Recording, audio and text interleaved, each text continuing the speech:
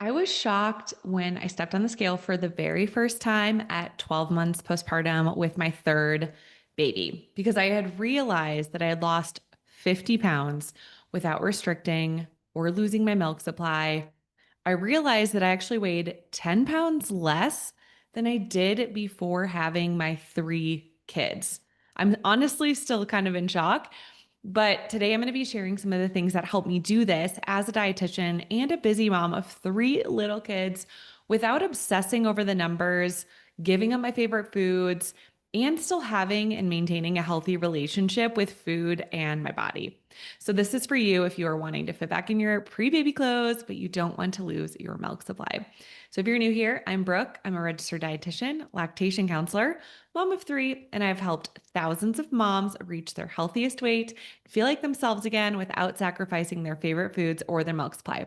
On my channel, I make postpartum nutrition and breastfeeding less complicated so you can get results. I post new videos every Tuesday, so be sure to hit that subscribe button and that bell notification so you can be notified when I post a new video. And before we get started, hit that thumbs up button if you're going to take action on what we cover today, because I want to see how many of you are taking action and how all these other moms are going to be supporting you. All right, so let's back up. I noticed over the last, I would say, 4 months or so that all of my jeans and all of my shorts were starting to get loose. And I didn't really think too much of it. I was just kind of annoyed that my clothes were kind of loose. And again, not really thinking much of it. And honestly, it's just because I have three little kids. And most of the time, I'm thinking about them, what we need to get done. And I don't own a scale. Although that is changing because my son with special needs, we were trying to get more accurate weights on him and we're trying to get him to gain weight. He also just got diagnosed with celiac disease like me. So, anyway, all that to say, we will be owning a scale this week, but for the last 7 years or so, 5 years, I don't even know. We haven't owned a scale in a very long time. And so I don't step on the scale regularly. I don't weigh myself. And I think part of this is because I used to have kind of an unhealthy relationship with the scale. So I would step on it. If I didn't like the number, then I would maybe restrict or I would do an extra workout or I would do something. And then if I liked the number, I would reward myself with food. And so I do think that you need to have a really neutral relationship with the scale if you are going to weigh yourself. I think that weight can be a great data point, just like tracking macros can be a great data point, but you also have to be in the right headspace and mindset in order to get there. So I actually recommend weighing yourself less. I don't think you should weigh yourself every day. And actually, when I stepped on the scale and realized that I had lost 50 pounds, I got really excited and curious and I started weighing myself every day that week. And I started realizing that my weight would fluctuate by like 2 pounds every day. It was like, oh, I weighed this. And then the next day was 2 pounds heavier. And then the next day was 1 pound lighter. And then 2 pounds heavier. And then 2 pounds lighter. And that just goes to show how much our weight can shift in just a day based on water weight, if we've pooped or not, where we are in our cycle, if we're, just had our period, if we are currently having our period, if we're around ovulation, if we're in the luteal phase, like that also plays a big role in our weight. And so I actually don't recommend weighing yourself daily because it's going to be this mind F where you see the number go up and down. And that's totally normal, especially for women.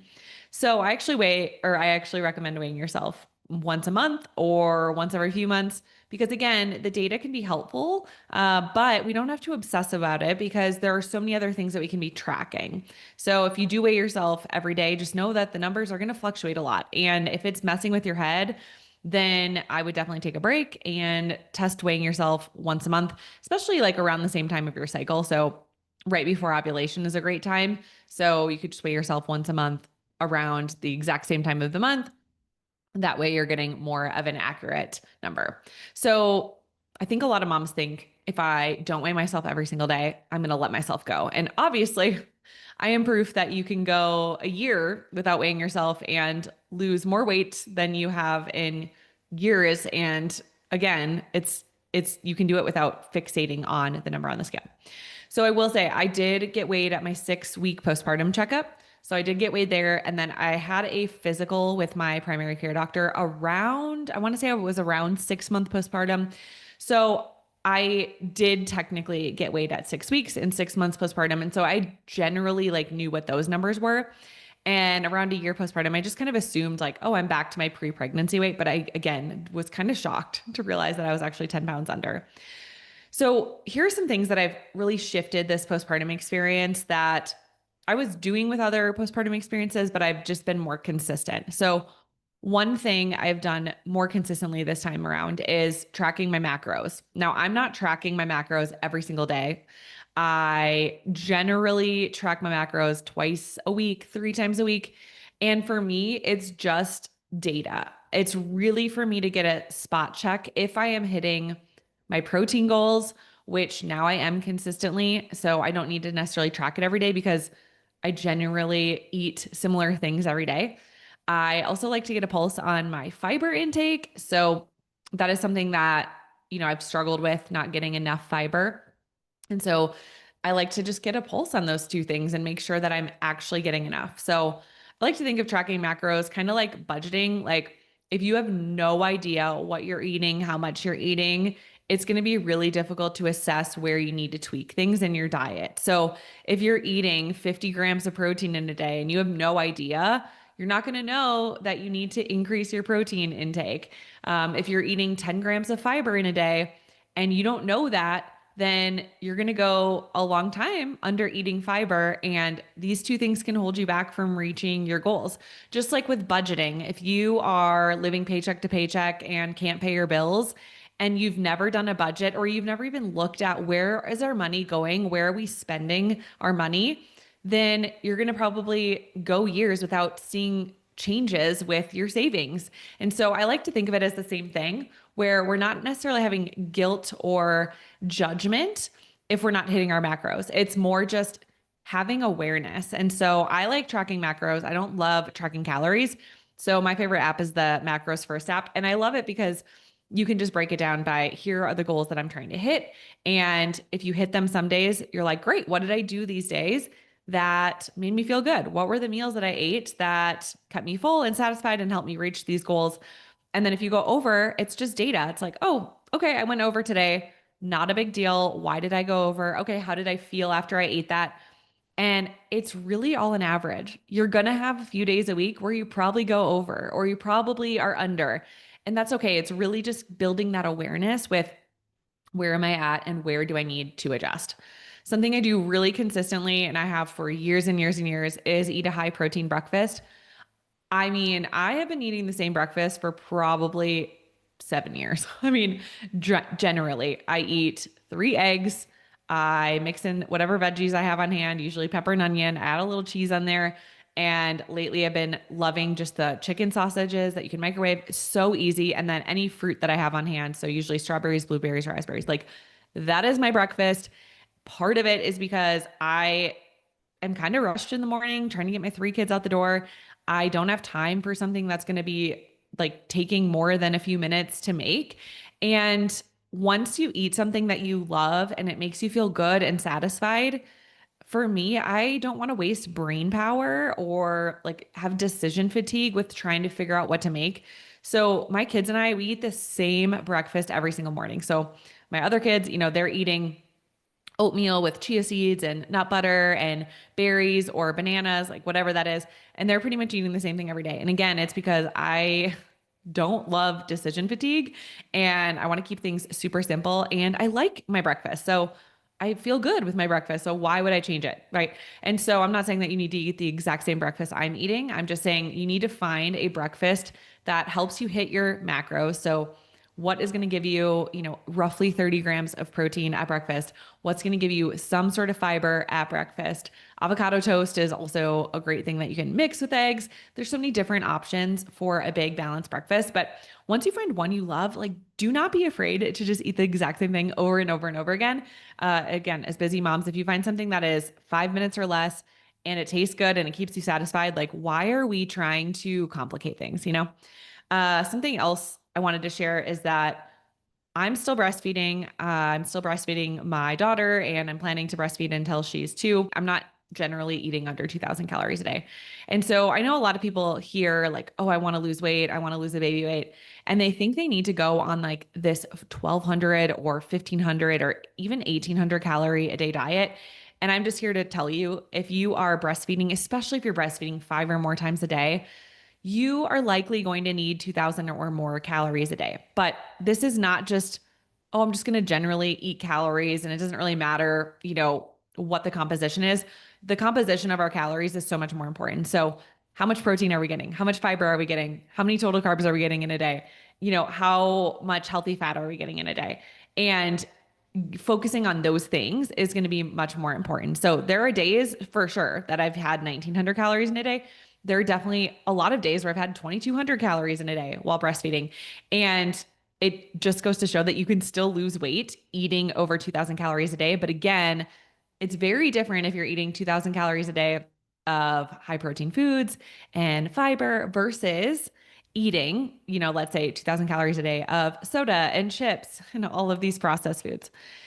Something else that I focus on for years and years and years is blood sugar balance. This is a huge part of the thing that I teach inside of the postpartum shift. This is a huge thing that helps our energy and our mood, and keeping our blood sugar regulated is so crucial. And this really varies, depending on what your meal timing is and how you balance your plate. But if you can keep your blood sugar steady all day long, eating consistently, keeping your plates consistent, you are likely going to see weight loss as a side effect, or at least weight maintenance.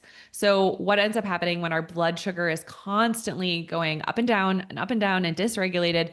Weight gain is one of the very first side effects that we see, which is why so many people with type 2 diabetes struggle with their weight, is because when their blood sugar is dysregulated, weight gain is the side effect. So, when we start regulating our blood sugar, we start to see blood or weight go down. Something else I focus on heavily is my micronutrients. So I love, trying to get in fruits and vegetables any way that I can. I'm a busy mom. So again, I love just fresh berries that I can grab out of the fridge. I will steal my kids' fruit and veggie pouches just to get in a little extra fiber, a little extra vitamins and minerals. Smoothies are a great way to do that. You can throw in frozen fruit and frozen greens. So those are just some easy options. Even microwavable vegetables or things that you can throw in the air fryer, vegetables. I love roasting vegetables in the air fryer. Those are some just quick and easy options to get in some extra micronutrients, those vitamins and minerals. But also our supplements play such a role. So I am still on prenatal vitamins. I still take DHA. I still take my vitamin D. I still take probiotics. I take all of these things. And I know without a shadow of a doubt that those things have helped. Something else that I have been taking have been moringa with turmeric and ginger. And I don't know if that has necessarily played a role in my weight, but definitely think it's helped. So that can be really helpful for our immunity and cholesterol. So if you have high cholesterol, turmeric and ginger supplements can be really helpful for that, or even turmeric and ginger tea can be helpful for that. Something else I do is walking. So especially in the summer right now, my husband and I are doing a lot of walks after dinner with the kids. We went on an hour walk last night with the kids, and that's been just a great way to bond as a family and get some exercise when the sun's going down, it's pretty, it's not super hot outside. So walking with your kids, doing a family walk, it's just, again, it's a win-win because you're getting that family time together, and your kids usually like going for walks, going in the stroller. My 3 kids love it. And it's just a great way to regulate our blood sugar when we walk after a meal. It's a great way to reduce our stress levels. And something else I do pretty consistently is strength training. Now, if I'm on vacation or I'm traveling, then I'm generally not, I'm not the person at 5 a.m. waking up at the hotel and trying to get somebody to watch my kids so that I can go do a strength training workout. Like that's just not me on vacation. If that's you, that's awesome. On vacation, I'm generally just walking, chasing my kids around. And then when I'm at home, I am pretty consistent about strength training. And I usually do that in the afternoons during nap time. And yeah, I keep it super simple, but I am lifting heavier and heavier. My goal is to gain muscle. And so that's really important to do progressive overload where you're increasing your weight or you're increasing your reps to build that strength, because the more muscle we have, the faster our metabolism is, the more calories we burn at rest, right? Something else that I've been working on, and this has not been perfect by any means, is going to bed earlier. So generally my husband is he likes going to bed early because he wakes up so early for work. So generally, like there are a lot of nights where we're in bed by 9:30, but sometimes I am watching TV or I'm not necessarily going to bed until 10:30ish. So this is definitely not perfect, but I also don't have to be awake until 7. So I usually breastfeed my daughter around 4 or 5 a.m. and then we go back to bed, and then I am usually getting out of bed around 6:30 or 7. Something else that has been super helpful is just limiting sugary drinks. So I don't drink soda. I do occasionally drink Diet Coke, which is definitely not the best for our gut and our bodies. But I do love a good Diet Coke every once in a while. But I really drink a variety of beverages, like literally just water, ice water, sparkling water. I love sparkling water. I've been on a kombucha kick recently. Love kombucha. And iced coffee is my jam. I love iced coffee. I have 1 or 2 cups a day. And usually I just get the plain iced coffee and add in some half and half. So it's not a high sugary drink. And those are kind of my go-to beverages. Obviously, if you're drinking a ton of alcohol, that can hinder your weight goals. So cutting down on alcohol, reducing alcohol is something you want to do, especially if it's like a high sugary alcohol drink. And alcohol obviously is a toxin. It's not good for our bodies. But if you are drinking, I would say more than 3 drinks a week and you're trying to lose weight, just know that that could be also a culprit. So cutting down and maybe having 1 or 2 drinks a week is not going to drastically hinder your goals, but obviously the less alcohol, the better, and the less sugary drinks, the better. And honestly, so much of this is just consistency. I am sure that I had a month or weeks in a row where my weight didn't change. And because I wasn't obsessing over the numbers, weighing myself all the time, I didn't notice. It didn't throw me off. I just kept doing the things that made my body feel good. I kept eating the balanced breakfast because it made my body feel good. I kept eating a high protein diet because my body felt good. I kept going for walks because it felt good, right? All I was doing was focusing in the last year on consistency and building these habits and focusing on these habits themselves, and then the results happen. They happen over time. They happen with consistency. And I know that that's not sexy. I know so many moms just want a quick fix. They want to just do something for a month and then get the results. And I'm here to tell you, our health, our weight, this is a lifelong journey. I've had moms ask, like, are you good? Have you hit your weight loss goals? Are you just in maintenance? And honestly, I don't know what my goal is. I don't have a specific number on the scale that I'm aiming for. I don't. I would love to increase my muscle mass and I would love to decrease body fat. At the end of the day, if I do that and in a year from now, I am a few percentages lower with body fat and I'm a few percentages higher with muscle mass and the weight stays the same, I will be happy. There's not an end goal necessarily because I'm 36. I have a lot of life to live. Hopefully I'm living till 100. And if that's the case, this is a lifelong journey of my health. And I'm really fixated on what are the habits that make my body feel good and make my body function so that I can be around for my kids, so that I can be an active grandma, so that I can take care of my son with special needs as long as he needs me to physically take care of him. And when we start visualizing our health as this long-term plan and the journey and enjoying the journey, it really takes a lot of the stress away. I think so much of the stress we put on ourselves when we're like, I need to lose X amount of weight by this amount of time or this date, that is just setting yourself up for failure. So again, it's okay to have goals of, I want to get down to this weight, or I have goals of, I want to increase strength or decrease body fat. That's okay. It's okay to have those goals, but release the timeline, let go of that, and really focus on what are the things that are going to help me get there that I can just do and focus on building that consistency. For you, consistency might be going on a 5-minute walk 5 days a week. For me, consistency now looks like going on an hour-long walk several days a week and going on at least a 10-minute walk most days of the week. Our consistency may look different, but at the end of the day, it's about getting some sort of consistency with yourself and then building on that over time. So when you take action on what you've learned today, be sure to come back to this video, share your results with us. I want to cheer for you. If this was helpful, be sure to subscribe to my channel, hit that bell notification so you can be notified whenever there's a new video. Come hang out with me over on Instagram at Nutrition for Mamas. If you want to learn more about my programs, check out my free class below where I'll walk you through the 3-step system that I use with my postpartum clients. And remember, that you deserve to feel good again.